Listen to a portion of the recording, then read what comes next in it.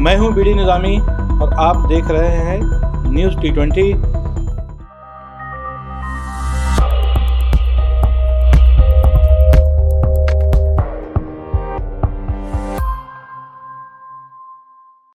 वैशाली नगर के विधायक विद्यारतन भसीन के निधन के बाद एक बार फिर से तय है कि वैशाली नगर का विधायक इस बार कोई नया व्यक्ति बनेगा।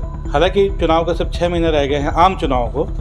छत्तीसगढ़ में नवंबर या दिसंबर में विधानसभा के चुनाव वैसे भी प्रस्तावित हैं और ऐसे समय में ठीक 6 महीने पहले, क्योंकि 6 महीने से भी कम समय रह गया है, इसलिए सामान्य चुनाव जो है उसके साथ ही वैशाली नगर के विधायक का भी चुनाव होना है। मैं बता दूं आपको कि वैशाली नगर का जो गठन है 2008 में हुआ था और तब पहले विधायक के रूप में सरोज पांडे यहाँ से निर्वाचित हुई थी। पिछले 15 साल के वैशाली नगर के इतिहास में कुल 4 बार चुनाव हुए हैं। सरोज पांडे 11 महीने बाद चूँकि लोकसभा की सांसद निर्वाचित हो चुकी थी, इसलिए उन्होंने इस पद से विधायकी पद से इस्तीफा दे दिया था। तब हुए बाई इलेक्शन में कांग्रेस के नेता स्वर्गीय भजन सिंह निरंकारी, जिनका पिछले 6 महीने पहले लगभग देहांत हो गया है, उन्होंने भारतीय जनता पार्टी के जागेश्वर साहू को लगभग 1200 मतों से हराकर ये सीट जीती थी।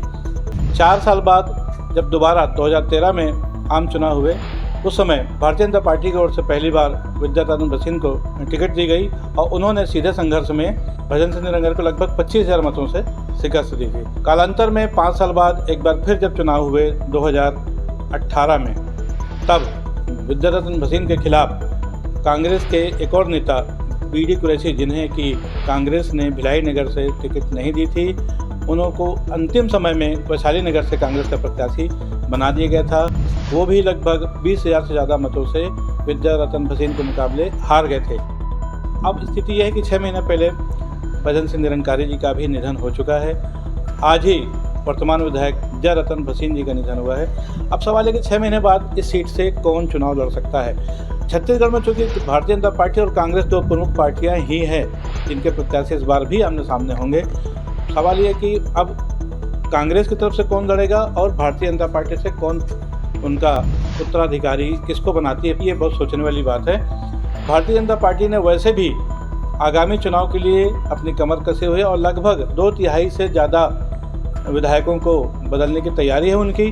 और ऐसे में वैशाली नगर, जो कि एक बहुत ही इम्पॉर्टेंट सीट है दुर्ग जिले के भी और न सिर्फ पूरे छत्तीसगढ़ की, इसमें सबकी निगाहें खासतौर पर रहेंगी। एक बात और वैशाली नगर के बारे में बता दूं आपको कि 90 विधानसभा सीटों में से क्षेत्रफल के हिसाब से सबसे छोटी विधानसभा है। सिर्फ 7 किलोमीटर बाई 3 किलोमीटर के रेंज में ये पूरा दायरा वैशाली नगर विधानसभा का सिमट जाता है और इसलिए कम डिस्टेंस में काफ़ी घना ये बसा हुआ वैशाली नगर विधानसभा क्षेत्र और इसमें प्रत्याशियों के लिए काफ़ी सुविधा भी रहती है। इस बार जो प्रमुख नाम चुनाव में सामने आ रहे हैं उसमें कांग्रेस की तरफ सबसे मजबूत नाम देखा जा रहा है वो विजय साहू, जो कि काफ़ी सक्रिय नेता है, कोहका के पुराने निवासी हैं और उनकी कांग्रेस के हाईकमान से भी काफ़ी नज़दीकी है, जो कि काफ़ी सक्रिय है, समाज सेवा में जाते हैं, तो एक उनकी बड़ी दावेदारी है। उसके अलावा एक दूसरा नाम है मुकेश चंद्राकर का, जिन पर अभी भिलाई शहर जिला कांग्रेस कमेटी की जिम्मेदारी है और वो भी पिछले लगभग 1.5-2 सालों से कांग्रेस के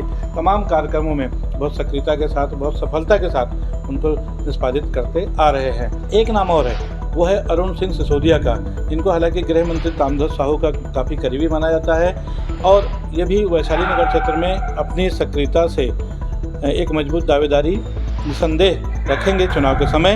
हालांकि चुनाव में किसको टिकट मिलती है किसको नहीं, ये तो समय बताएगा, लेकिन कांग्रेस की तरफ से ये 3 प्रत्याशियों के अलावा एक नाम और है और वो है देवेंद्र यादव, जो कि विधायक है फिलहाल भिलाई नगर में। और एक बेसमय गाहे बगाहे ये चर्चा चलती रहती है कि किसी भी बदलते समीकरण के चलते आवश्यकता पड़ने पर देवेंद्र यादव भी वैशाली नगर से प्रत्याशी हो सकते हैं और ये सब चीज़ें तय होंगी जबकि दोनों पक्षों के, दोनों पार्टियों के उम्मीदवार तय हो जाएंगे। बहरहाल ये तो थी कांग्रेस के प्रत्याशियों के संभावित के नाम। अब बात ये है भारतीय जनता पार्टी की बात करें तो सबसे बड़ा जो नाम है वो आएगा ब्रजेश बिचौलिया का। हालांकि काफ़ी सीनियर लीडर हैं, लेकिन उनके पास अभी फिलहाल संगठन की जिम्मेदारी है और जब से वो संगठन की कमान उनको मिली है तब से लगातार कार्यक्रमों के माध्यम से वो अपनी उपस्थिति, एक अलग पहचान इस क्षेत्र में बनाए हुए हैं। तो ब्रजेश बिचौलिया भी एक बड़ा नाम हो सकता है जो कि वैशाली नगर विधानसभा से भारतीय जनता पार्टी के टिकट पर चुनाव है। उसके अलावा एक और नाम है जो कि